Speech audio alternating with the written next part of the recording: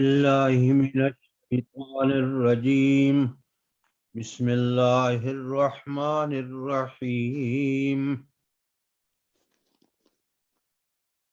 يسألك الناس عن الساعة قل إنما علمها عند الله وما يدريك لعل الساعة تكون قريبا إن الله لعن الكافرين وأعد لهم سعيرا خالدين فيها أبدا لا يجدون وليا ولا نصيرا يوم تقلب وجوههم في النار يقولون يا ليتنا أطعنا الله وأطعنا الرسول وقالوا ربنا إنا أطعنا سادتنا وكبراءنا فأضلونا السبيلا ربنا آتهم ضعفين من العذاب ولعنهم لعنا كبيرا صدق الله العظيم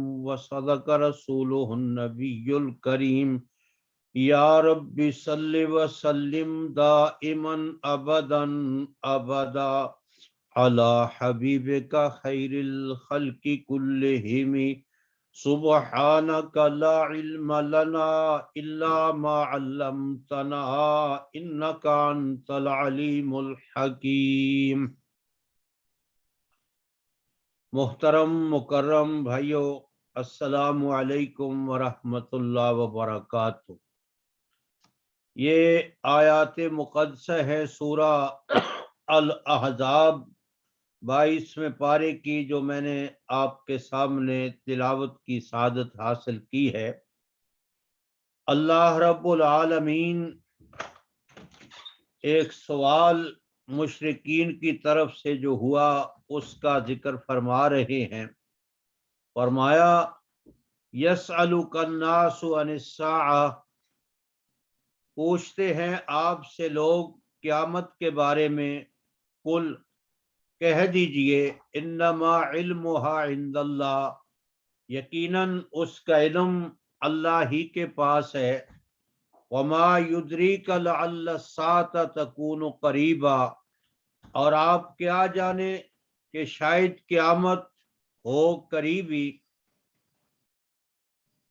یہ پوچھنے والے اگر تو مشرکین ہیں تو پھر یہ ان کا پوچھنا بطور استہزاء انکاری کے، یعنی انکار بھی کرتے ہیں اور ساتھ ساتھ جو ہے انکار کے اندر مذاق کا پہلو بھی شامل ہے۔ یعنی وہ قیامت جو آپ کہتے ہیں آ رہی ہے، وہ کہاں ہے، کب آئے گی؟ اور اگر یہ سوال یہود کی طرف سے ہے تو پھر یہ عداوت اور دشمنی پہ مبنی سوال ہے، اور اللہ کے پاک پیغمبر صلی اللہ تعالی علیہ وسلم سے بطور آزمائش کے، امتحان کے یہ سوال کیا جا رہا ہے۔ اس لیے کہ ان کے پاس جو اللہ کی طرف سے آئی ہوئی کتابیں تھیں، تورات و انجیل، زبور، ان کے اندر بھی وہی بات تھی جو قرآن حکیم کے اندر ہے قیامت کے بارے میں، کہ یہ اللہ ہی کے پاس جو ہے وہ اس کا علم ہے، اور کائنات میں اس کے صحیح وقت مقررہ کو نہ کوئی فرشتہ جانتا ہے، نہ کوئی نبی جانتا ہے، نہ کوئی مخلوقات میں سے اور اللہ کے سوا جانتا ہے۔ اور اہل ایمان میں سے یہ سوال ہوا تھا، لیکن اس سوال کی نوعیت جو ہے وہ ایک دوسری تھی۔ ایک صحابی نے، دیہاتی نے عرض کیا، یا رسول اللہ قیامت کب آئے گی؟ تو آپ نے فرمایا تو نے قیامت کے لیے کیا تیاری کر رکھی ہے؟ تو اس نے عرض کیا، یا رسول اللہ نہیں تو میرے پاس کو زیادہ نمازیں ہیں، نہ ہی میرے پاس زیادہ کو روزے ہیں، نہ ہی میرے پاس زیادہ کو صدقہ خیرات کا ذخیرہ ہے، بس سوائے اللہ اور اللہ کے رسول کی محبت کے میرے پاس کچھ نہیں ہے۔ تو آپ نے ان سے فرمایا تھا کہ پھر خوش ہو جا، جن سے تیری محبت ہے کل قیامت کے دن انہی کے ساتھ تو جو ہے وہ ہوگا۔ تو جب یہ آپ صلی اللہ علیہ وسلم نے ارشاد فرمایا تو صحابہ کہتے ہیں کہ ہمارے لیے تو یہ بہت بڑی خوشی کا دن تھا، اور اس سے بڑھ کر جو ہے ہمیں کبھی خوشی حاصل نہیں ہوئی جو آپ کے اس جملہ سے اور آپ کے اس فرمان سے ہمیں خوشی ملی کہ جس سے محبت ہے اسی کے ساتھ کل قیامت کو جو ہے وہ اٹھائے جائیں گے، اور انہی کے ساتھ جو ہے وہ لوگوں کا حشر و نشر ہوگا۔ اللہ ہم کو بھی یہ سعادت اپنی رحمت سے عطا فرمائے، اور یہ الحمدللہ بہت بڑی سعادت ہے اللہ اور اللہ کے رسول کے ساتھ محبت اور پیار والی۔ تو مشرکین اور یہود و نصارہ جو قیامت کے بارے میں پوچھتے تھے وہ حجت بازی کے لیے پوچھتے تھے اور وہ آپ کو زج کرنے کے لیے، تو فرمایا کہ یقیناً اس کا علم تو اللہ کے پاس ہے۔ حدیث جبرائیل کے اندر بھی یہ بات ارشاد فرمائی گئی ہے کہ جب جبرائیل امین آئے اور انہوں نے اللہ کے پاک پیغمبر صلی اللہ تعالی علیہ وسلم سے کچھ سوال کیے، اور ان میں سے ایک یہ بھی تھا اخبرنی عن الساعہ، آپ قیامت کے بارے میں مجھے خبر دیجئے۔ آپ نے جواب میں فرمایا مل مسئول عنہا بعالم من السائل، جو پوچھنے والا ہے اس سے زیادہ جس سے پوچھا جا رہا ہے وہ نہیں جانتا، یعنی سائل اور مسئول دونوں جو ہے اس بات کے میں برابر ہے کہ قیامت کا علم جو ہے وہ کسی کو نہیں ہے سوائے اللہ کی ذات پاک کے کہ وہ کب آئے گی اور کس وقت جو ہے وہ آئے گی۔ لیکن میرے بھائیوں اس میں تو کوئی شک نہیں ہے کہ قیامت جو ہے اس نے آنا ہے، اور اللہ نے قیامت کا جہاں بھی قرآن حکیم کے اندر ذکر کیا ہے تو لفظ قریب کے ساتھ جو ہے وہ ذکر ہوا ہے۔ اقترب للناس حسابہم، لوگوں کا حساب قریب آ چکا ہے۔ یا ایھا الذین آمنوا اتقوا اللہ ولتنظر نفس ما قدمت لغد، لوگو اس بات کے اوپر غور و فکر کرو کہ تم نے کل کے لیے، یعنی قیامت کو کل کے لفظ سے جو ہے وہ تعبیر کیا ہے، یعنی اس کا آنا تو یقینی ہے، اور آپ جانتے ہیں کہ جس چیز کا آنا یقینی ہو وہ کو زیادہ دور نہیں ہوتی، وہ قریب ہی ہوتی۔ جناب رسول اللہ صلی اللہ تعالی علیہ وسلم نے ایک بڑی خوبصورت جو ہے وہ مثال سے قیامت کے آنے کا اپنی امت کو سمجھایا ہے۔ فرمایا قیامت ادھر سے چل پڑی ہے اور دنیا ادھر سے جا رہی ہے، یعنی دنیا اور قیامت نے دونوں نے اپنی مخالف سمت سے سفر شروع کیا ہوا ہے، اور تیزی کے ساتھ جو ہے یہ ایک دوسرے کی طرف دوڑ کر جو ہے وہ جا رہی۔ آپ جانتے ہیں کہ جب مخالف سمت سے جب دو گاڑیاں آ رہی ہوں تو کتنا جلدی ان کا آپس میں ملاپ ہو جاتا ہے، اسی طرح قیامت ادھر سے آ رہی ہے، دنیا ادھر سے جا رہی ہے، اور ان قریب جو ہے ان کا آپس میں ملاپ ہونے والا ہے۔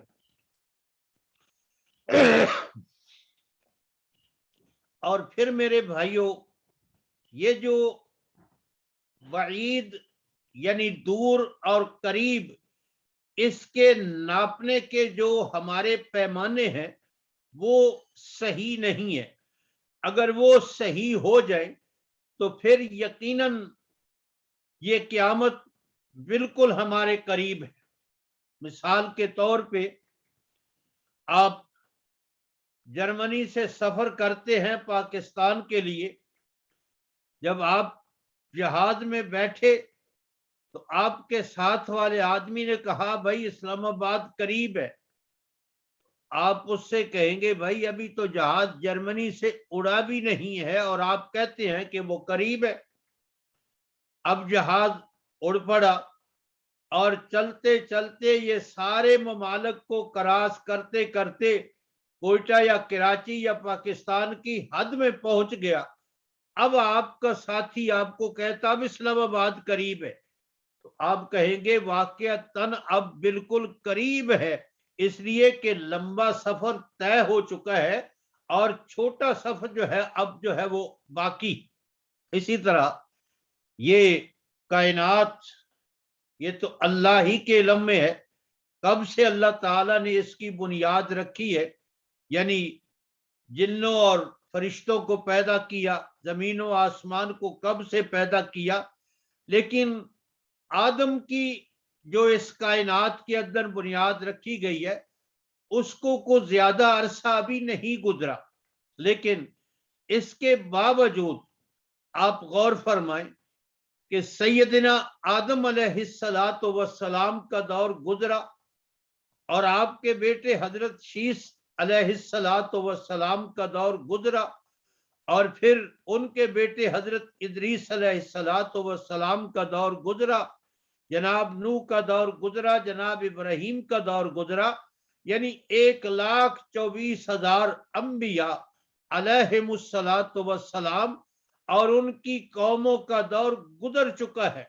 اب آخری پیغمبر حضرت محمد صلی اللہ تعالی علیہ وسلم اور ان کی امت کا دور جو ہے یہ جا رہا ہے. تو جب آپ سے پہلے تمام انبیاء کا، تمام امتوں کا دور گزر چکا ہے جو آپ کے دور سے یقیناً لمبا ہے اور زیادہ ہے، تو پھر اس سے اگر اس قیامت کے آنے کے پیمانے کو ناپا جائے تو پھر زیادہ وقت تو گزر چکا ہے اور تھوڑا وقت جو ہے اب اس کے آنے میں باقی رہ گیا.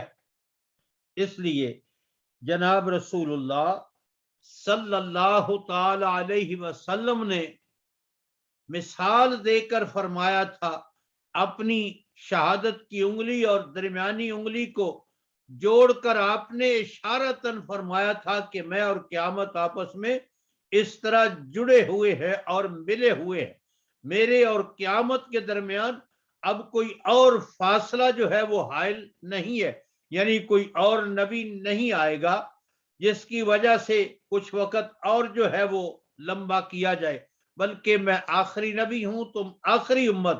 قرآن اللہ کی آخری کتاب ہے جو انسانوں کی ہدایت کے لیے اتاری گئی. تو اس لحاظ سے بھی زیادہ وقت گزر چکا ہے اور تھوڑا وقت جو ہے وہ قیامت کے آنے میں باقی ہے.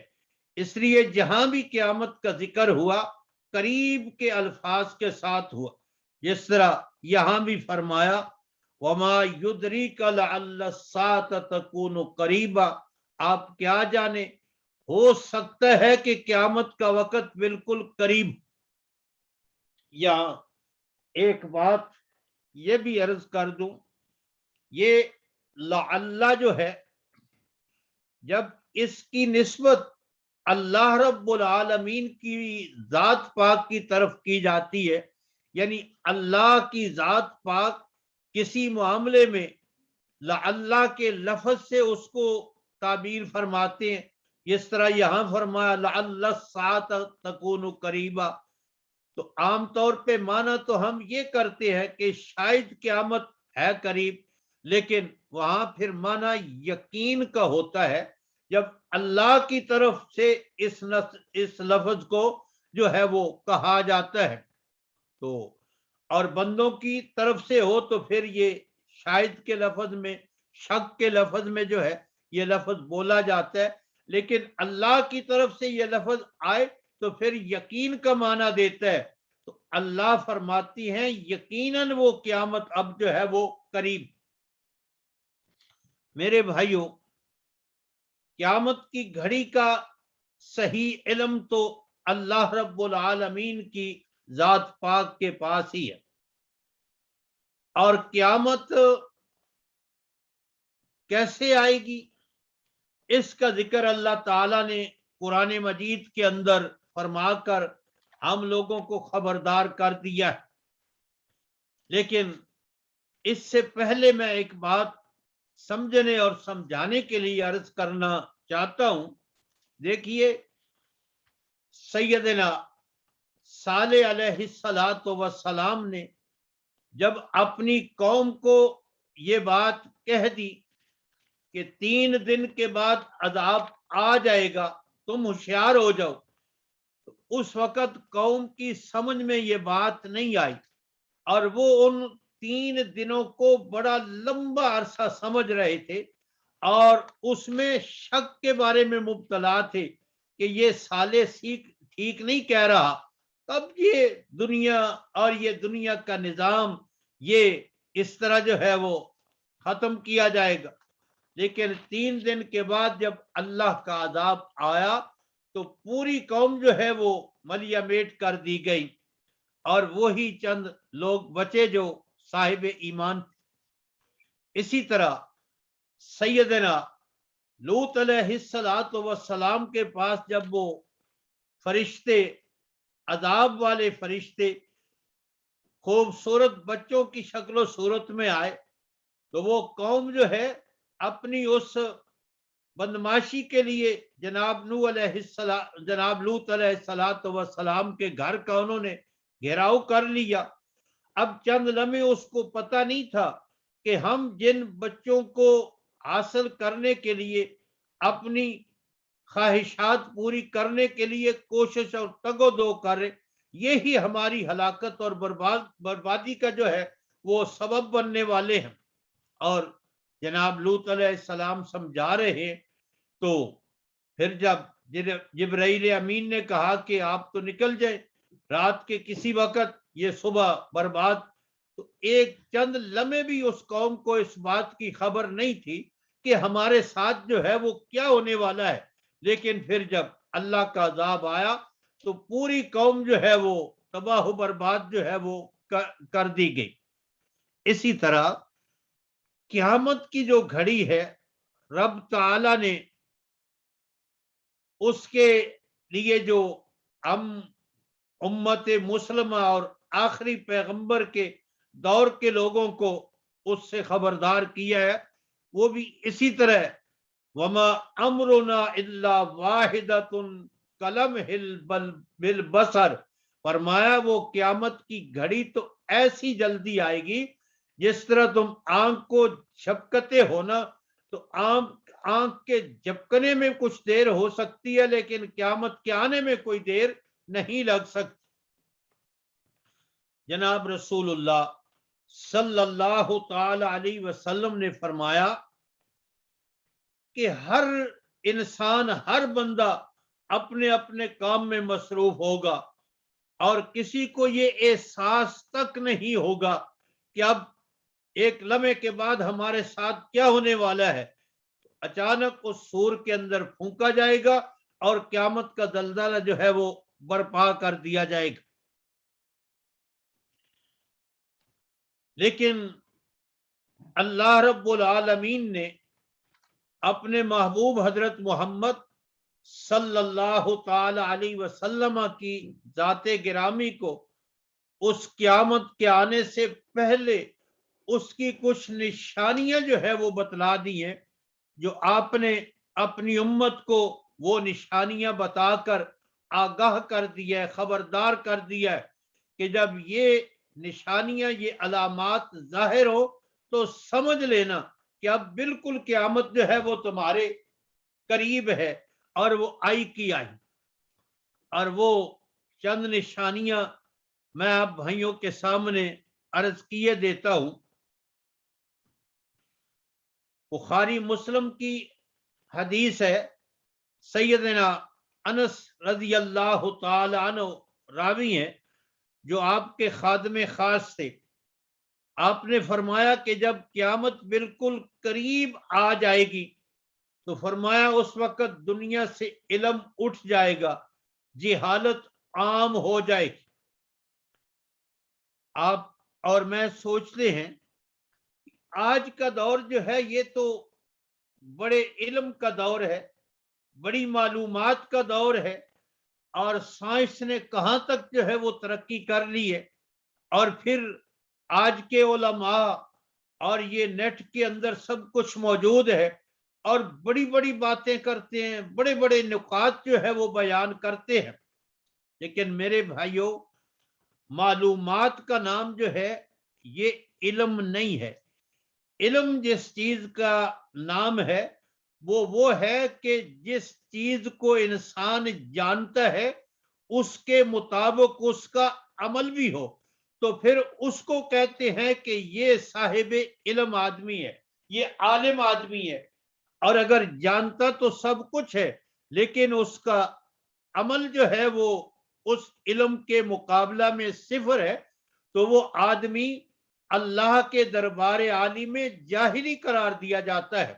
بلکہ وہ جس طرح اللہ تعالیٰ نے ایک اس امت سے پہلے والی امت کے صاحب علم اور اس وقت کے بڑے بڑے علماء اور ان درویشوں کی مثال جو ہے وہ سورہ جمعہ کے اندر جو ہے وہ دی ہے۔ مثل الذین حملوا التوراۃ کمثل الحمار یحمل اسفارا، فرمایا ان لوگوں نے جو ان پہلی کتابوں کو اٹھایا ہوا ہے، ان کی مثال تو گدھے کی مثال ہے، اور پھر گدھے کے اوپر اگر کتابیں لاد دی جائے تو سوائے بوجھ کے اس کو ان کتابوں سے کوئی اور نفع حاصل نہیں ہوتا۔ اسی طرح اگر کسی کے پاس بے شمار معلومات ہیں، قرآن و حدیث کی معلومات ہیں اور دوسری چیزوں کی معلومات ہیں، لیکن اس کا عمل اس کے مطابق نہیں ہے، تو وہ گدھا ہے۔ جس طرح گدھے کے اوپر جو ہے وہ ڈھیروں قرآن مجید لاد دیے جائیں تو گدھے کو سوائے بوجھ کے اور تو کچھ حاصل نہیں ہوگا۔ اسی طرح اگر معلومات ہیں اور ان پہ عمل نہیں ہے تو وہ جہالت کے زمرے میں آتا ہے۔ آج آپ غور فرمائیں، عمل کہاں، کس جگہ جس طرح ہونا چاہیے تھا وہ پایا جاتا ہے۔ کتنے لوگ کلمہ گو جانتے ہیں کہ نماز فرض ہے، لیکن نماز کو قائم کتنے کرتے ہیں؟ میرے خیال میں شاید 1% ہوں جو اللہ کے حضور سر جھکانے والے ہیں، اور 99% وہ ہیں جو جاننے کے باوجود جو ہے وہ اللہ کے حضور حاضری کے لیے، حاضر ہونے کے لیے تیار نہیں۔ زکوٰۃ ہے، اگر آپ اس بات پہ تجزیہ کریں تو زکوٰۃ دینے والوں بھی آپ کو جو ہے وہ زیادہ سے زیادہ 2% سے بھی کم جو ہے وہ ملے گی، اور اکثر و بیشتر جو ہے وہ زکوٰۃ اور حج فرض ہے، لیکن حج کے لیے بھی لوگ ٹال مٹول کرتے رہتے ہیں۔ اللہ حاضل قیاس سب جانتے ہیں کہ جھوٹ بری، لیکن کہتے ہیں کہ دور ہی جھوٹ کا ہے۔ اور پھر آج کل ہمارے حکمران جو ہے وہ تو سوائے جھوٹ کے اور کچھ ہے ہی نہیں، ان کے پاس جو ہے کبھی وہ سچ بولتے ہی نہیں ہے۔ یہ آپ کا بھی تجربہ ہے کہ ہم کہ دیکھتے ہیں اور اس کا سنتے ہیں۔ اللہ حاضل کے آس دھوکہ دینا، فراڈ کرنا، رشوت کھانا اور دینا اور لینا، یہ سب ہم جانتے ہیں کہ حرام چیزیں ہیں، لیکن ہم سب اس کے اندر جو ہے وہ مبتلا ہیں۔ پوری ملت اسلامیہ جو ہے وہ کہتے ہیں جی رشوت کے بغیر تو آج کل کام چلتا ہی نہیں ہے۔ اور پھر اس سے پہلے تو تھا اگر وہ رشوت لیتے تو کم از کم آنکھیں بند کر لیتے تھے، یعنی آنکھیں نوٹ چھوڑتے بند کر لیتے، اور پھر وہ پیچھے ہاتھ کر کے جو ہے وہ رشوت کا مال پکڑتے تھے۔ اور آج کل تو رشوت کو انہوں نے حلال سمجھ رکھا ہے اور اپنا حق جو ہے وہ سمجھ رہے ہیں۔ اس لیے علم جس چیز کا نام ہے وہ ہے کہ اس پہ عمل بھی ہو، اور اس علم کے ذریعے سے اللہ کا خوف، اللہ کا ڈر، آخرت کی فکر بھی انسانوں کے دلوں میں جو ہے وہ موجود ہو۔ تو اس نسبت سے جب ہم دیکھتے ہیں تو یقیناً یہ اندھیر نگری ہے، جہالت کا دورہ ہے۔ بہت کم لوگ، 1000 میں سے 1-2 ہوں گے جن کے دلوں میں آخرت کا فکر موجود ہے، اللہ کا خوف ہے، یا کچھ عمل کی طرف جو ہے وہ ان کی توجہ اور ذہان۔ اور اسی حدیث پاک کے اندر آپ نے دوسری بات ارشاد فرمائی کہ زنا عام ہو جائے گا، اور یہ بات آپ بہت اچھی طرح جانتے ہیں۔ آج کوئی ایسا ملک نہیں ہے، کوئی ایسا شہر، کوئی ایسی بستی نہیں ہے جہاں یہ، جس کو رب تعالی نے فاحشہ سے تعبیر کیا ہے، یہ موجود نہ ہو، اور پھر کوئی اس کے سامنے رکاوٹ ڈالنے والا نہیں ہے۔ یعنی کھلے عام لوگ جو ہے اس کو بھی حلال سمجھ کر جو ہے، اور پھر کمائی کا ذریعہ لوگوں نے بنایا ہوا ہے اس کو، اللہ معاف فرمائے۔ اور پھر شراب کے بارے میں فرمایا یہ بھی عام پی جائیں گی، اور اس کو بھی لوگ نام تبدیل کر کے پئیں گے۔ اور فرمایا کہ مرد کم رہ جائیں گے، عورتیں زیادہ ہو جائیں گی، حتیٰ کہ ایک مرد 50 عورتوں کا کفیل ہوگا، یعنی 50 اور 1 کی نسبت جو ہے وہ قیامت کے قریب رہ جائے گی۔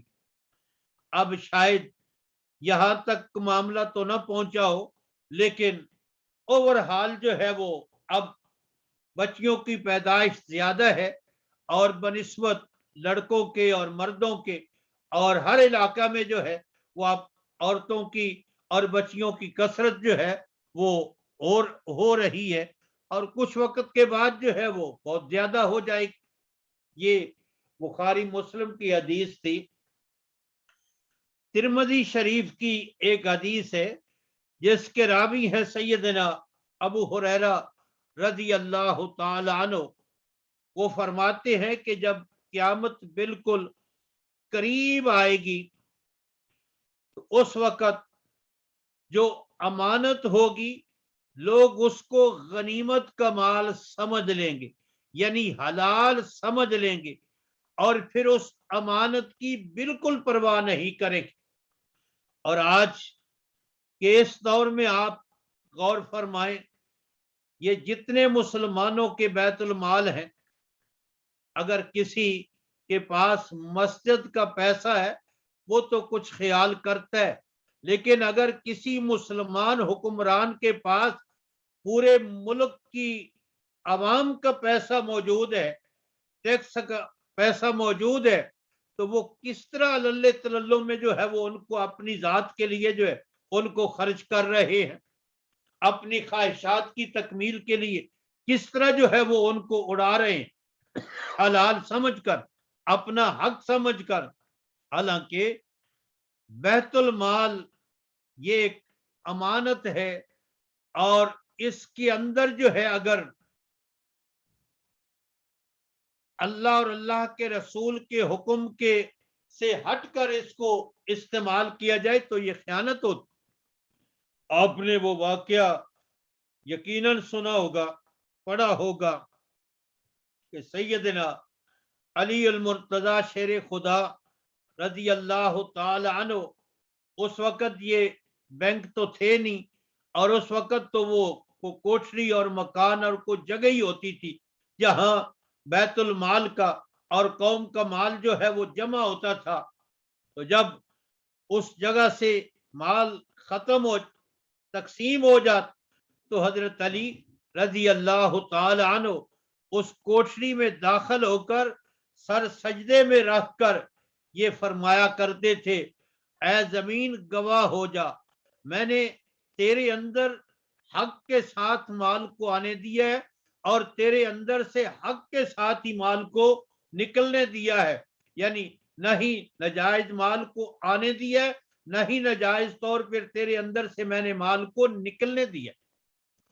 اور اسی طرح حضرت عمر رضی اللہ تعالی عنہ اور دوسرے خلفاء کے بے شمار واقعات موجود ہیں کہ وہ کس طرح مسلمانوں کے بیت المال کی جو ہے وہ حفاظت کرتے تھے، اور اس کو ایک امانت کے طور پہ جو ہے وہ لیتے تھے اور سمجھتے تھے.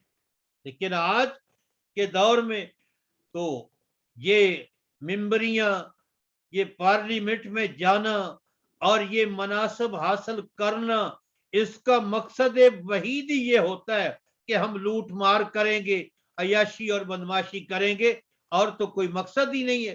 خدمت خلق کا تو کوئی تصور ہی نہیں ہے، یا لوگوں کو فائدہ پہنچانے کا تو کوئی تصور ہی نہیں ہے ذہنوں کے اندر. تو فرمایا قیامت جب قریب آئے گی تو یہ امانت کے مال کو غنیمت کا مال سمجھ کر کھا جائیں گے، حلال سمجھ کر.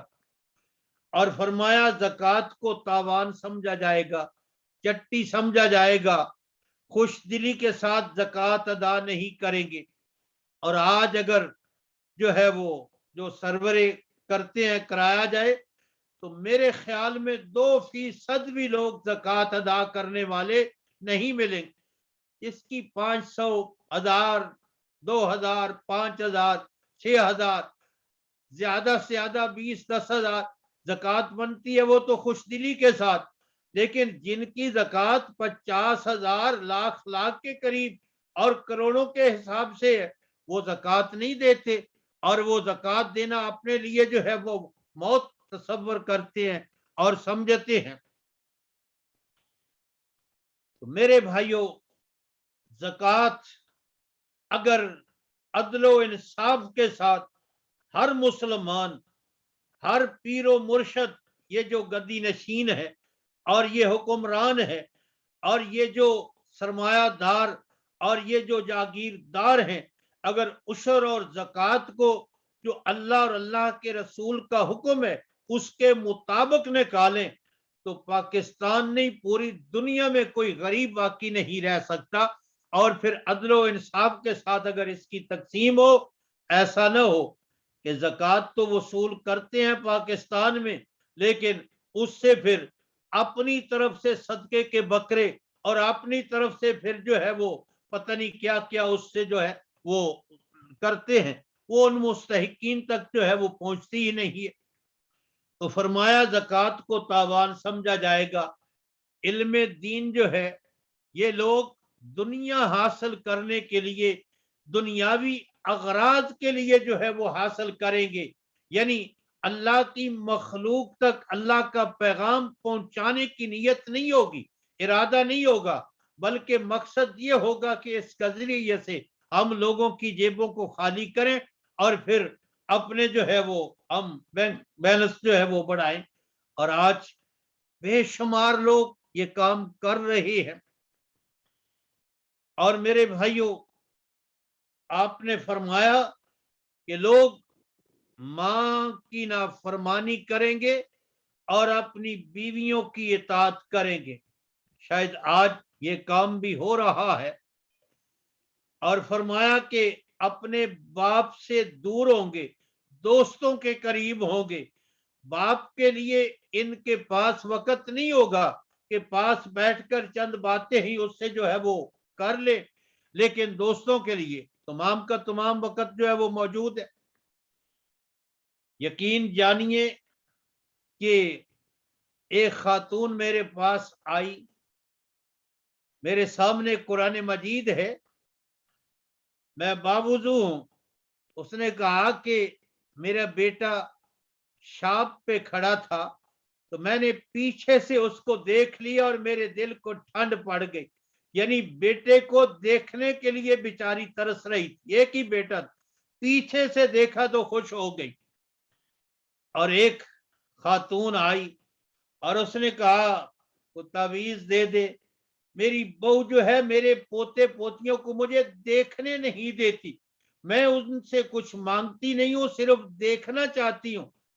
اور یہ تو چند واقعات ہیں، لیکن اس دنیا میں معلوم نہیں ان بوڑھوں کے ساتھ کیا کیا کچھ نہیں ہو رہا. اور یہ اگر کبھی کبھی وہ داستان جو یہ عیدی جو بوڑھے لوگوں کے گھروں کا یا دوسرے لوگوں نے، تو وہاں وہ بوڑھے بیچارے پڑے ہوئے ہیں، بیٹے اور بیٹیاں کھاتے پیتے ہیں لیکن ان کو وہاں پھینکاتے ہیں. تو یہ معاملہ بھی ہو رہا ہے کہ ماں کی نافرمانی ہے، بیوی کی اطاعت ہے، اور پھر باپ سے دوری ہے، دوستوں کے جو ہے وہ قریب ہے نوجوان. اور فرمایا کہ قوم کا سردار، قوم کا لیڈر وہ آدمی ہو جائے گا جو سب سے بڑا فاسق اور فاجر ہوگا، سب سے بڑا بددیانت ہوگا، اور سب سے بڑا جو ہے وہ ہیر پھیر کرنے والا ہوگا. آج ہم دیکھ رہے ہیں کہ یہ معاملات ہماری آنکھوں کے سامنے ہیں. کسی متقی، پرہیزگار، امانت دار، دیانت دار آدمی کو اس کا تو اب آگے آنا ناممکن سمجھا جاتا ہے، تصور بھی ہم نہیں کر سکتے. حالانکہ کسی نیکوکار آدمی کے ہاتھ میں اقتدار کا ہونا یہ امت کے لیے رحمت ہے، امت کے لیے رحمت. ایک اللہ کے نیکوکار بندے وہ کہا کرتے تھے، اگر میرا رب مجھ سے یہ کہے نا، فرمائے نا کہ ایک دعا مانگ لو، وہ میں دعا تمہاری قبول کروں گا، تو میں اپنے رب سے مانگوں گا کہ اللہ اس امت کو اچھا حکمران، امانت دار، دیانت دار، متقی، پرہیزگار حکمران عطا کر دے. اس لیے جب کسی امت کے حصے کو اچھا حکمران، اچھا لیڈر ملتا ہے تو وہ پوری امت اور وہ پورے خطہ جو ہے اس میں اللہ کی رحمتیں جو ہے وہ ہو جاتی. لیکن کیا کیا جائے؟ اب وہی لوگ آگے جن کے ساتھ نہ کوئی دین کا تعلق ہے، نہ کوئی اسلام سے جو ہے وہ ان کو واسطہ ہے.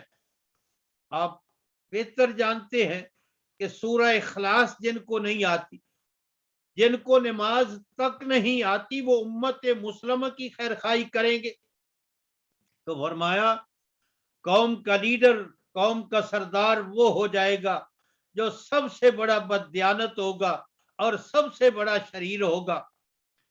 اور فرمایا قوم کا جو لیڈر ہوگا اس کے شر سے بچنے کے لیے لوگ اس کی عزت کریں گے، اس کا احترام کریں گے، دل سے نہیں بلکہ اس کے شر سے، اس کے فتنے سے اپنے آپ کو بچانے کے لیے اس کی خوشامد جو ہے وہ کریں گے. یہ بھی قرب قیامت. اور یہ آج بڑے بڑے دیہاتوں میں بڑے بڑے ہیر پھیر لوگ، یہ لینڈ لارڈ، سرمایہ دار لوگ جو ہے، یہ غریب لوگ جو ہے ان کی عزت اس لیے کرتے ہیں کہ یہ ہماری عزت محفوظ رہیں اور ہمیں جو ہے وہ یہ کسی مصیبت میں مبتلا نہ کر دے. اور فرمایا کہ عورتوں کا گانا بجانا عام ہو جائے گا. اور آج کون سا وہ گھر ہے جہاں عورتوں کے گانے موجود نہیں ہیں؟ اور پھر جو زیادہ ناچنے والی ہے، زیادہ بے حیائی پھیلانے والی ہے اور زیادہ سریں لگانے والی ہے، پھر آج نام بد یہ اداکارہ ہے، یہ فنکارہ ہے. یعنی وہ نام ہی تبدیل کر دیا ہے. یہ اداکارہ، فنکارہ، یہ نام اس کے لیے عزت کا جو ہے وہ باعث جو ہے وہ بن چکے ہیں. اور یہ لوگوں کی ذہنوں میں اس کی جو برائی تھی وہ ختم ہو چکی ہے، بلکہ لوگ کہتے ہیں یہ تو بڑی جو ہے عزت والی ہے، فنکارہ ہے اور یہ اداکارہ ہے. اور ہر جگہ یہی جو ہے وہ چل رہا ہے سلسلہ. اللہ رب العالمین نے سورہ نور کے اندر یہ بات ارشاد فرمائی تھی کہ وہ لوگ جو اہل ایمان کے اندر فحش کو، بے حیائی کو پھیلاتے ہیں، ان کے لیے دنیا میں بھی رسوائی ہے اور آخرت میں ان کے لیے دردناک جو ہے وہ عذاب ہے. اور یہ بے حیائی اور فحش پھیلانے کا ایک ذریعہ ہے. یعنی خواتین کو یہ نچانا اور پھر یہ ان کے گانے اور بجانے، تو یہ بھی. اور فرمایا یہ گانے بجانے کے آلات جو ہیں یہ بہت زیادہ ہو جائیں گے. اور آپ جانتے ہیں کہ یہ باجے اور یہ سریں اور یہ فنکار جو ہے اگر وہ یورپ میں بھی آتے ہیں تو लोगों के ठठ जो है वो जमा हो जाते हैं उनको सुनने के लिए। लेकिन अगर दीन की बात हो, कोई अच्छा से अच्छा आलम आए, तो फिर चंद लोग ही जो है वहां इकट्ठे होते हैं। तो ये सारी चीजें हो रही। और फरमाया फिर बाद वाले लोग पहले लोगों पे लान तान जो है वो करेंगे। और अगर आप इसका भी जायजा लें तो आज ये भी आम खबासत हो चुकी है, यानी सिवाय इसके और कोई मौजू ही नहीं है कि वो लोग जो अल्लाह के पाक पैगंबर के दौरे मुकद्दस में थे, जिन्होंने दीन इस्लाम की दिन रात खिदमत की और जिन्होंने पैगंबर का साथ दिया, अब सिवाय उनकी कमजोरियों के, उन पे लान तान के और कोई उनकी तकरीर ही नहीं, कोई उनका वाद ही नहीं और कोई उनकी बात ही नहीं है। और वो कहते हैं तबर्रा जो है इसको हम इबादत समझते हैं। अलियाज़ु बिल्लाह, शैतान से तबर्रा नहीं है, अबू जाल से तबर्रा नहीं है, अबू लाब से तबर्रा नहीं है, और उन बुराई की जो ताकतें थे उनसे तबर्रा नहीं है। लेकिन वो लोग जो उन्होंने पैगंबर का साथ दिया उनसे तबर्रा है। आपने फरमाया कुर्बे क़यामत ये चीज भी आम हो जाएगी कि पिछले लोग पहले लोगों पे लान तान करेंगे। फरमाया जब ये चीजें तुम्हारे सामने आए तो फिर तुम देखोगे सुर्ख आंधियां वो चलती हैं। अब आपको इल्म होगा, मुझसे ज्यादा इल्म होगा, ये पिछले दिनों में ये अरबों के इलाका में जो सुर्ख आंधी आई है, और ये नेट पे मैंने उसको देख, इस तरह आग ये हम जलाते हैं तो वो शोले सुर्ख, इस तरह उसकी जो है वो कैफियत थी। आपने फरमाया ये सुर्ख आंधियां आएंगी, जलजले आम हो जाएंगे। ये पिछले दिनों में जो अफगानिस्तान में, उसके बाद फिर जलजला, और ये कितने आम जलजले जो है वो आप देख रहे हैं कि आए दिन जो है वो जलजला और जलजला जो है। और जब मैं अभी बचपन था, फिर जवानी, कभी कभार सुनते थे लोग कहते थी बम आया, बम उसको कहते थे, जमीन हिलती थी। और आज तो आए दिन जो है ये जलजलों का सिलसिला शुरू हो चुका है। फरमाया जब ये अलामात जाहिर होंगी तो फिर तुम देखोगे कि क़यामत की निशानियां इस तरह जाहिर होती हैं जिस तरह ये तस्बीह हो और इसका आगे वाला इमाम तोड़ दिया जाए तो मनके पे मनका ऊपर से गिरता है। इस तरह यके बाद दीगरे जो है क़यामत की निशानियां वो जाहिर होना शुरू हो जाएगी और फिर क़यामत करीब आ जाएगी। वो बड़ी बड़ी निशानियां, यानी दज्जाल का निकलना, जनाब ईसा का आना, जनाब महदी का आना, और सूरज का जो है वो मगरब से निकलना, और फिर जमीन से दाबा का निकलना, ये तो बिल्कुल उस वक्त होगी जब तौबा का दरवाजा जो है वो बंद हो जाएगा। और फिर बिल्कुल आखिरी वक्त, लेकिन क़यामत से कुछ वक्त पहले की ये निशानियां जिनका मुख्तसरन मैंने आपके सामने जिक्र किया है, और भी बेशुमार निशानियां अल्लाह के पाक पैगंबर सल्लल्लाहु ताला अलैहि वसल्लम ने अपनी उम्मत को जो है खबरदार किया है। तो फरमाया ये क़यामत के बारे में पूछते हैं, पूछना तो इनको ये चाहिए था कि क़यामत जब आएगी तो उस वक्त लोगों का हाल क्या होगा, हमारे साथ बनेगा क्या। लेकिन ये बेमकसद बात पूछते हैं जिसका इल्म अल्लाह के पास है। लेकिन सुनो, जब क़यामत आएगी तो फिर इन्नल्लाह लअनल काफिरीना, फिर काफरों पे अल्लाह की लानत होगी। लानत का मतलब अल्लाह की रहमत से दूर फेंक दिए जाएंगे। वह आदलहुम सईरा, और इनके लिए जो है वो सईर जहन्नम का अजाब जो है वो तैयार है। ये जहन्नम जो है इसके मुख्तलिफ नाम आते हैं, उन नामों में से एक नाम इसका सईर भी है, भड़कने वाली आग जो है। खालिदीन फीहा, हमेशा हमेशा उसके अंदर जो है वो रहेंगे। ला यजिदून वलिय्यम वला नसीरा, और फिर उस जहन्नम के अंदर नहीं तो ये अपना को दोस्त पाएंगे और नहीं जो है वो को अपना मददगार पाएंगे। یہ جو بڑھ چڑھ کر قیامت کے بارے میں پوچھتے ہیں نا اور اس کے آنے سے پہلے اس کی تیاری نہیں کرتے اور اس قیامت کے بعد آنے والے عذابوں سے اپنے بچاؤ کا جو ہے وہ بندوبست نہیں کرتے، ان کے ساتھ یہ معاملہ کیا جائے گا کہ وہ اللہ کی لعنت بھی ہوگی اور پھر وہ عذاب سعیر کے اندر بھی مبتلا ہوں گے اور ہمیشہ ہمیشہ رہیں گے اور ان کا کوئی پرسان حال وہاں نہیں ہو۔ اور فرمایا یوم تقلب وجوہہم فی النار، اس دن الٹ پلٹ کیا جائے گا ان کے چہروں کو آگ کے اندر، یقولون پھر کہیں گے یا لیتنا اطانا اللہ و اطانا الرسول، اے کاش کہ ہم نے اللہ اور اللہ کے رسول کی اطاعت کی ہوتی۔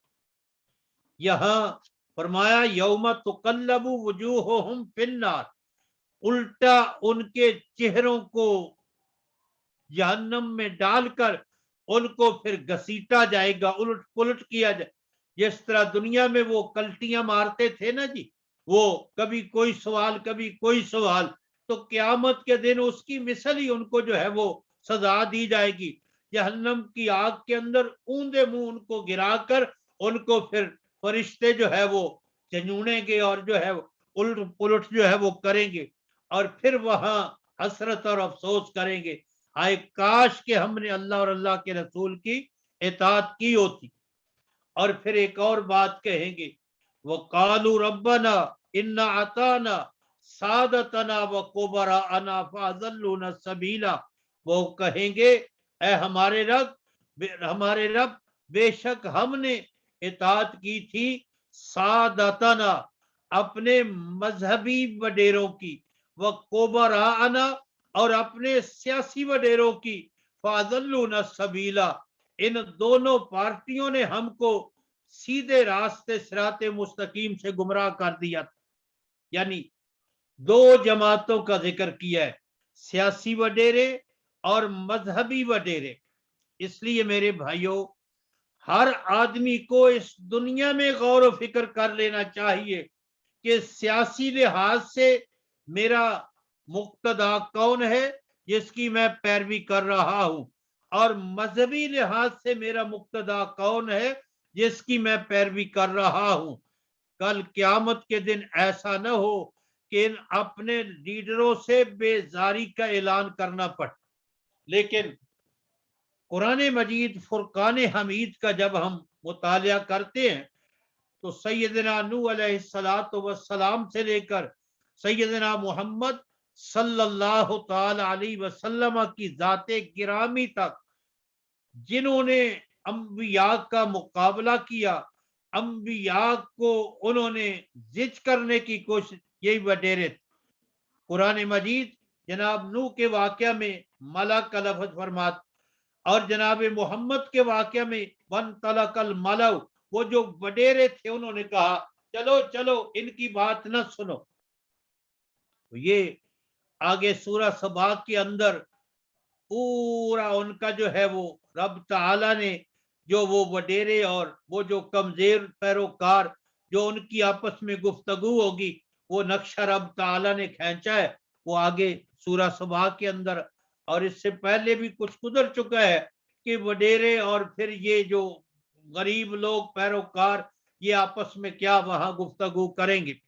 تو یہاں بھی جب وہ جہنم میں الٹ پلٹ ہوں گے تو کہیں گے ہائے کاش کہ ہم نے اللہ اور اللہ کے رسول کی اطاعت کی ہوتی اور ہم نے اپنے مذہبی وڈیروں کی اور سیاسی وڈیروں کے اطاعت نہ کی ہوتی، انہوں نے ہم کو گمراہ کیا ہے۔ اب وقت نہیں ہے ورنہ ان سیاسی اور مذہبی وڈیروں کے جو فریب ہیں، ہتھ کنڈے ہیں، میں اس پہ چند گزارشات آپ کے سامنے، اور ایسا قوم کو اندھا انہوں نے بنایا ہوا ہے نا، اندھا بنایا ہوا ہے کہ بس کسی کو کچھ سجائی دیتا ہی نہیں۔ میرے بھائیوں ہمارے ہاں ہمارے علاقہ میں بستی کے قریب ایک قاتلہ عورت ہے، زانیہ عورت ہے، اور اب وہ دریا کے کنارے بیٹھی، دور دراز سے میرپور سے اور پھر جو ہے راول پنڈی سے لوگ، اور پھر کہتے کہ ہیں دریائی مائی، دریائی مائی، وہاں سے وہ تعویذ گنڈے اور سب کچھ لے رہے ہیں. حالانکہ علاقے کے لوگ جانتے ہیں کہ وہ کتنی ظالمہ ہے اور کتنی جو ہے وہ بد کردار عورت ہے، لیکن دور سے آنے والے دریائی مائی، دریائی مائی. اور یہاں یورپ کے اندر جو ہے آج کل وہ صاحب جیل کے اندر ہیں جن کو سیدھا قرآن پڑھنا نہیں آتا، لیکن انہوں نے مذہب کے نام پہ اتنا لوگوں کو لوٹا، اتنا لوگ جس کی کوئی انتہا نہیں ہے. آج کل جو ہے وہ برطانیہ کے یہاں جیل کے اندر جو ہے، اور پھر ایک اور صاحب نے اتنی دولت چھوڑی ہے کہ پیچھے اب اس کا خاندان اور اس کے بیٹے آپس میں لڑ رہے ہیں اس دولت کی تقسیم کے اوپر جو ہے. تو یہ لوگ ہیں جو اللہ کا قرآن اور پیغمبر کی سیرت کے بارے میں تو کچھ بتاتے نہیں ہے، قصے کہانیوں پہ لوگوں کو انہوں نے گمراہ کیا ہوا ہے. اور یہی سیاسی وڈیروں کا جو ہے وہ حال ہے، جھوٹ موٹ بول کر جو ہے وہ ووٹ لیتے ہیں، وعدے کرتے ہیں، وہاں پہنچ کر جو ہے پھر وہ اپنے جو ہے وہ گھر بھرتے ہیں دولت کے ساتھ جو ہے، تو وہاں پھر یہ کہیں گے اے ہمارے رب، ہم نے تو اطاعت کی تھی اپنے مذہبی وڈیروں کی اور اپنے سیاسی وڈیروں کی، تو انہوں نے ہم کو گمراہ کر دیا ہے. اب ہماری دعا ہے ہمارے رب، ربنا آتہم ضعفین من العذاب، اے ہمارے رب اب تو ان کو دے دگنا عذاب ہمارے مقابلے میں، وَلَعَنْهُمْ لَعْنًا كَبِيرًا، ہمارے اوپر بھی لعنت تو ہے، ہم بھی تیری رحمت سے دور تو ہیں، لیکن ہمارے رب وَلَعَنْهُمْ لَعْنًا كَبِيرًا، اور ان کو تو اتنا دور کر بہت ہی زیادہ اپنی رحمت سے لعنت کبیر جو ہے ان کے اوپر فرما، جنہوں نے ہم کو گمراہ کیا ہے. سورہ آراف کے اندر آپ پہلے مطالعہ کر چکے ہیں کہ جب یہ کمزور لوگ کہیں گے نا اللہ ان کو دگنا عذاب دے، ان کو بڑی لعنت سے مبتلا، تو جواب میں اللہ فرمائیں گے تم دونوں پارٹیوں کے لیے دگنا ہی عذاب ہے، تم دونوں کے لیے بڑی ہی لعنت ہے. اب تم عذاب میں اور لعنت میں دو برابر سرابر ہو، اب کسی کے لیے جو ہے وہ دگنے شگنے کی کوئی بات نہیں ہے، اور تمہاری وجہ سے یہ خباثتیں کرتے رہے ہیں اور تم جو ہے ان کا ساتھ جو ہے اللہ تللے میں دیتے رہے ہو، اور تم بھی اتنے ہی قصوروار ہو جتنے یہ قصوروار. تو یہ مختصراً آج کی آیات مقدسہ کا ترجمہ اور مختصراً جو ہے وہ میں نے کچھ باتیں آپ کی خدمت میں عرض کر دی ہیں. اللہ تعالی سے ہر لمحہ دعا کرنی چاہیے کہ اللہ اپنے دین کا صحیح فہم، صحیح شعور، اور اللہ تعالی جو صراط مستقیم کا صحیح فہم اور شعور ہے وہ اپنی رحمت سے عطا فرمائے. اور یہ سب سے بڑا بندہ مومن کا سرمایہ ہے کہ اس کا نظریہ، اس کا عقیدہ اور اس کی منزل اور اس کا راستہ جو ہے وہ ہو جائے دنیا میں جو قرآن و سنت کا راستہ ہے، تاکہ وہ آخرت میں اپنے آپ کو اللہ کے عذابوں سے بچانے والا بن جائے. اللہ تعالی ہم سب کے ایمانوں کی حفاظت فرمائے، اللہ تعالی ہم سب کو صراط مستقیم کا راہی بنائے، اور اللہ تعالی ان تمام فریب کاریوں سے اللہ اپنی رحمت سے ہم سب کو پناہ عطا فرمائے. وما توفیقی الا باللہ، علیہ توکلت و الیہ انیب. جزاک اللہ خیر، بہت بہت شکریہ مولانا. آج کے درس کے حوالے سے اگر کسی بھائی کے ذہن میں کوئی سوال ہو تو وہ زوم میں جو ہاتھ کھڑا کرنے کا آپشن ہے اس کا استعمال کرتے ہوئے سوال پوچھ سکتے ہیں.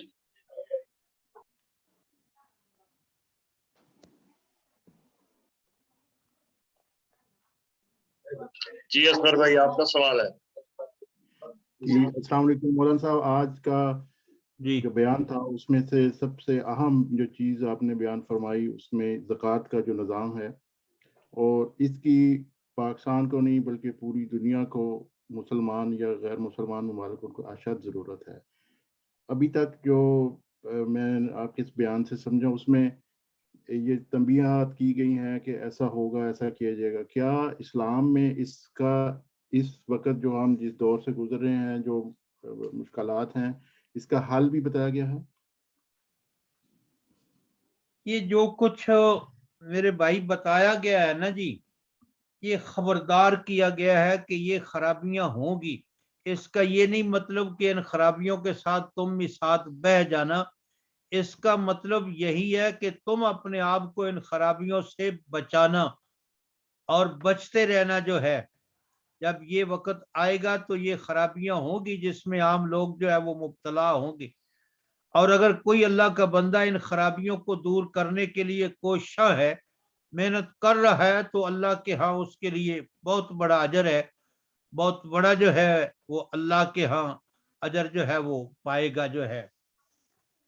تو یہ ایک جماعت کی صورت میں ہو سکتا ہے، یا جتنی کسی کی استطاعت ہے اس کی حد تک جو ہے سب کو جو ہے یہ کام ان خرابیوں سے اپنے آپ کو اور دوسروں کو بچانے کی کوشش کرنا یہ فرض عین ہے. جی بالکل یعنی ایسا ہی مولانا ہے. آپ تو یہ کہنا چاہ رہے ہیں کہ ان بیماریوں سے بچنا ہی اس کا علاج ہے؟ جی جو سوال تھا نا اسد بھائی کا، وہ یہ کہہ رہے تھے کہ جو ان خرابیوں کا علاج کیا ہے، یہ اس کا کوئی علاج بھی بتایا گیا ہے، یہ جو خرابیاں جو پیدا ہوں گی؟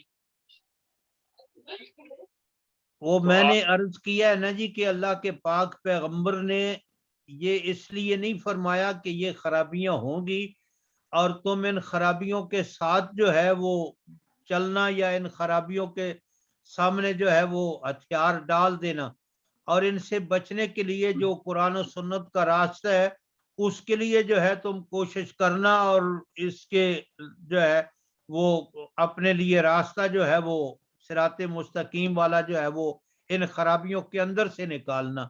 یہ اس لیے بتائی گئی ہیں نا جی چیزیں کہ یہ ہوں گی قرب قیامت کے قریب.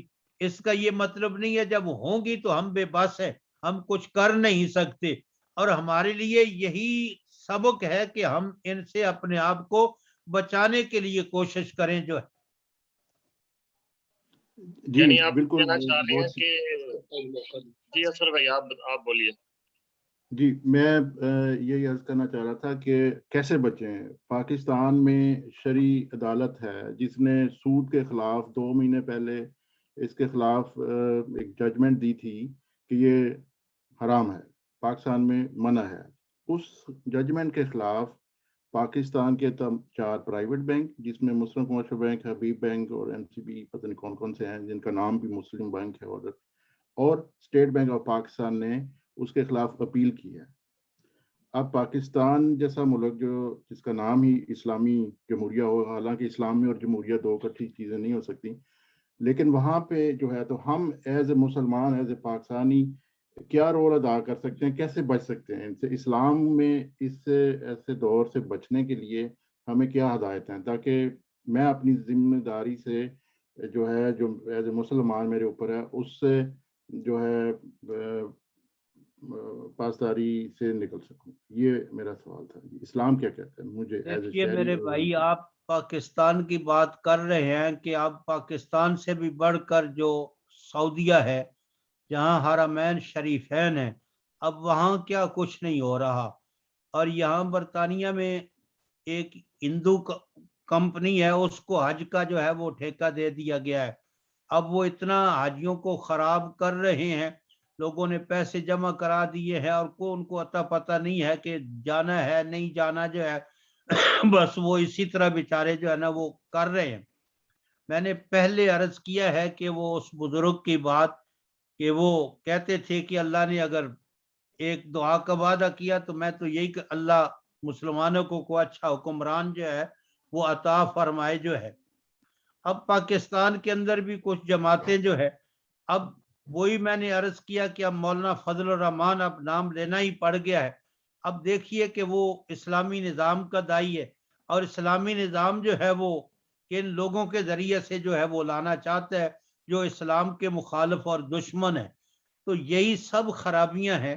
اب ان خرابیوں سے ہم اپنی استطاعت کی حد تک جتنا یعنی ان کا مقابلہ کر سکتے ہیں وہ ہم کو کرنا چاہیے.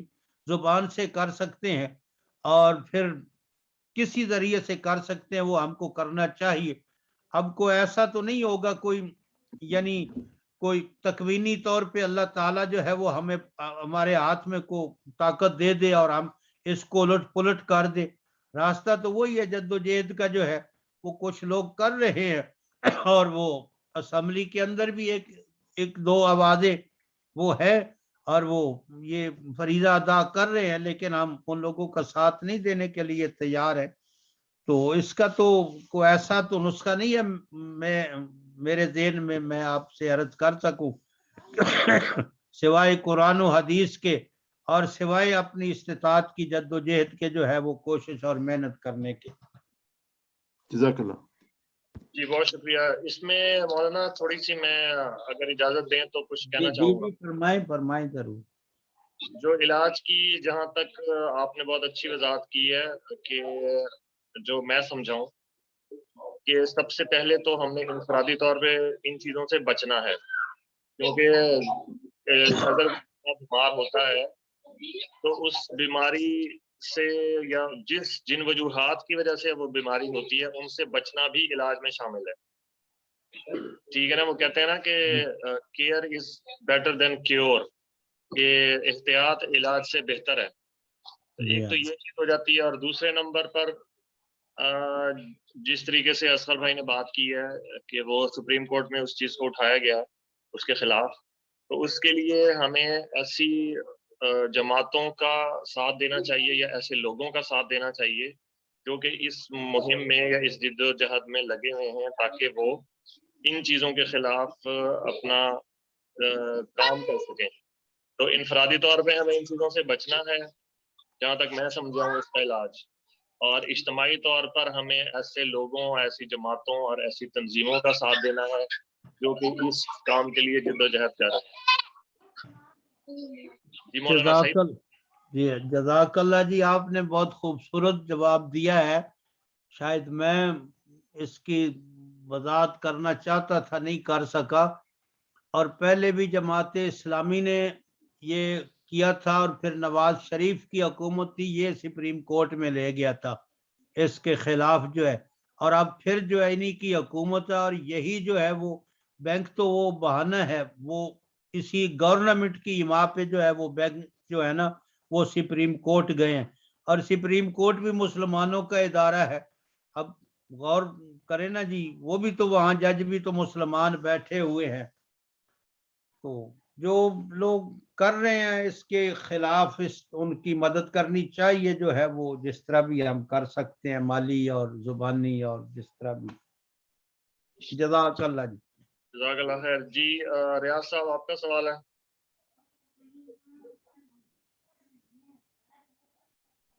اپنا مائک آن کر لیں. جی مولانا محترم السلام علیکم ورحمۃ اللہ جی. وعلیکم السلام. سب دوستوں کو سلام. مولانا میرا سوال یہ ہے کہ علم دین کے بارے میں جیسے آپ نے درس میں وضاحت فرمائی ہے تو ہمیں اسلام علم دین کے علاوہ دنیاوی علوم پہ بھی سیکھنے کی ممانعت نہیں کرتا اور سیکھنا چاہیے اور دنیا میں ساتھ چلنے کے لیے ضروری ہے. تو میرا اس کے علاوہ ایک مولانا نے لکھا ہے غالباً سورۃ نور کا آخری رکوع ہے جس میں آئنسٹائن کا انہوں نے ذکر کیا ہے کہ وہ اتنا دنا تھا, اتنا اس کے پاس دنیاوی علم تھا, لیکن ایسے علم سے جو ہے نا اسلام اس پہ لعنت ڈالتا ہے. تو اس میں ذرا کنفیوژن ہے میرے ذہن میں, تو اس میں تھوڑی سی وضاحت فرما دے. ایک طرف سے علم سیکھنا ضروری ہے دین کے علاوہ دنیاوی علم, اور دوسری طرف سے مولانا محترم نے یہ بات کیا, میری اس ناقص عقل سمجھ نہیں پائی, اس سے تھوڑی سی وضاحت فرما دیں. دیکھیے جی, دنیا میں رہنے کے لیے جو ہے نا یہ تو اللہ کا حکم ہے وَأَعِدُّوا لَهُمْ مَسْتَطَعْتُم مِّن قُوَّةٍ، یعنی دشمنان اسلام اور مخالفین اسلام کے مقابلے میں جو کچھ وہ کر رہے ہیں تم ان کے مقابلے میں پوری تیاری کر کے رکھو جو ہے۔ اب علم جس چیز کا نام ہے نا جی، مولانا کی ہی اس کے بارے میں یہ فرمان ہے کہ علم جس چیز کا نام ہے وہ علم ہے جس کے ساتھ جو ہے وہ اللہ اور اللہ کے رسول اور آخرت کی جو ہے وہ فکر اور اللہ کی پہچان حاصل، اس کا نام علم ہے۔ اور اس کے علاوہ جو دوسرے دنیاوی چیزیں ہیں ان کو علم نہیں، ان کو فن کا نام دیا جائے۔ مولانا نے ان کو فن کا نام دیا ہے۔ وہ فن سیکھنے جو ہیں وہ بھی ہمارے لیے جو ہے وہ ضروری ہے کہ ہمارے مسلمان اچھے ڈاکٹر ہوں، اچھے سائنسدان ہوں، اور پھر ہوں وہ مسلمان اور اس فن کے ذریعے سے وہ اسلام کی خدمت کرے، پھر تو نور علی نور ہے۔ اور اگر وہ اس فن کے ذریعے سے بھی کفر کی جو ہے وہ خدمت کریں تو پھر تو وہ وبال جان ہے مسلمانوں کے لیے جو ہے۔ اس لیے میں نے یہ عرض کیا ہے کہ جو علم ہے اس پہ ہم عمل نہیں کر رہے، ہم میں سے کوئی بھی عمل نہیں کر رہا۔ ہماری بیاہ شادیاں، ہمارے جو ہے یہ غم، یہ ساری مجلسیں جو ہے یہ بالکل ہندوؤں اور سکھوں کے رسم و رواج پہ جو ہے وہ ہوتی ہیں۔ ہم جانتے ہیں کہ یہ سب ان کی رسم و رواج ہیں، لیکن ہم مجبور ہیں، ہم بے بس ہیں کہ وہ دوسرے مانتے نہیں ہیں، برادری والے جو ہے وہ سب کچھ یہ کر رہے ہیں۔ اس لیے وہ اس علم کا انکار میں نے نہیں کیا کہ وہ نہیں سیکھنا چاہیے، میں نے تو یہ کہا کہ علم ایسا ہو جو قرآن و سنت کا اس پہ عمل بھی ہو، تاکہ وہ دوسرے فنون جو ہیں وہ بھی نفع مند جو ہے وہ امت کے لیے بن جائیں گی۔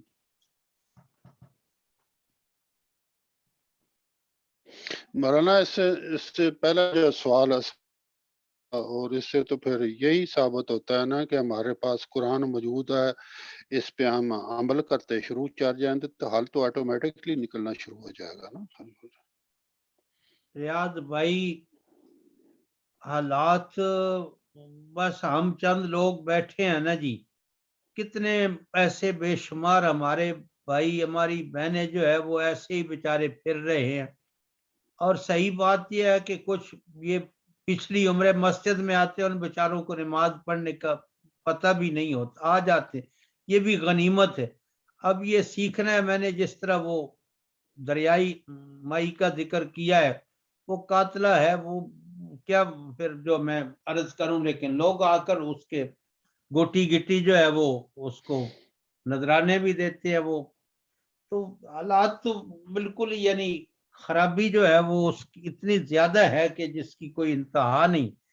بس یہ چراغ جلانے والی بات ہے، اندھیروں میں اگر چراغ جلایا جائے تو روشنی تو ہوتی ہے۔ جی بہت بہت شکریہ، جزاک اللہ۔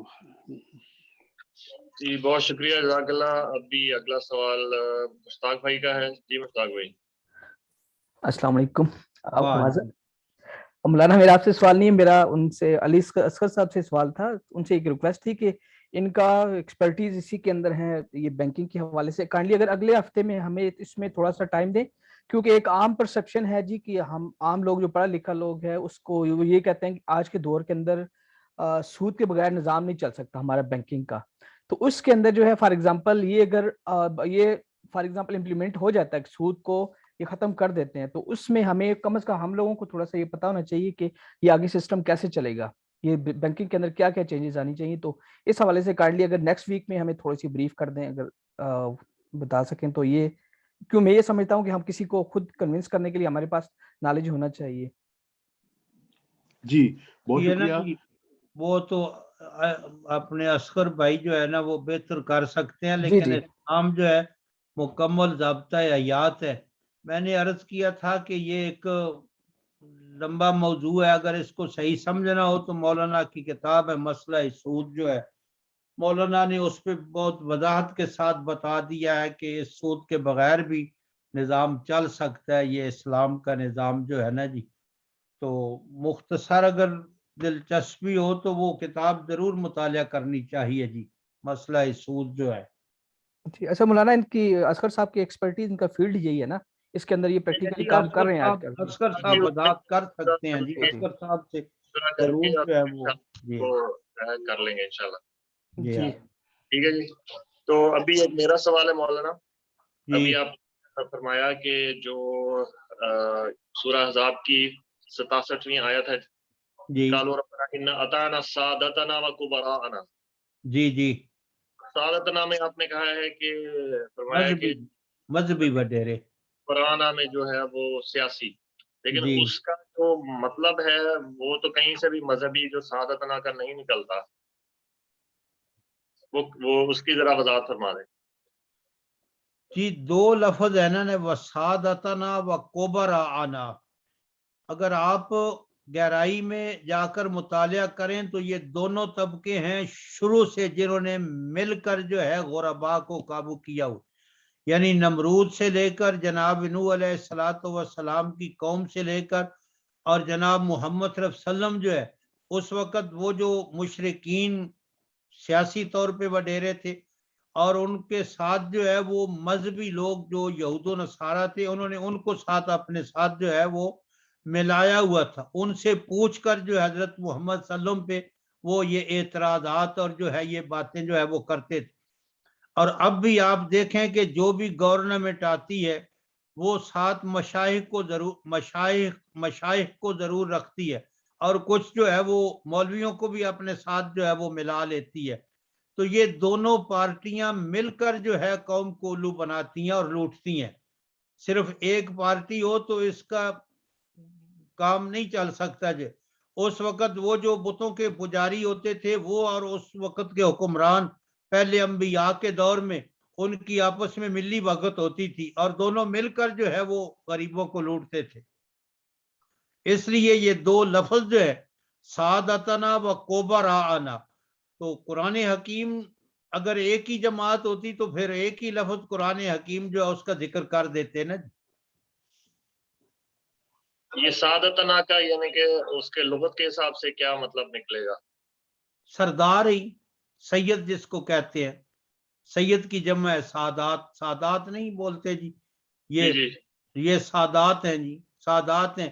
اب یہ جو سید لوگ جو جس کو ہم سادات بولتے ہیں وہ مذہبی لحاظ سے ہی وڈیرے ہوتے ہیں نا, جو پیر و مرشد ہوتے ہیں جی, اور سیاسی لحاظ سے تو وہ دوسرے ہوتے ہیں. جی جی صحیح ہے, ٹھیک ہے, بہت شکریہ, جزاک اللہ خیر. اور اس کے علاوہ اور کوئی سوال اگر کسی کا ہو تو وہ ہاتھ کھڑا کر لیں, بصورت دیگر پھر ہم اپنے درس حدیث کی طرف چلتے ہیں.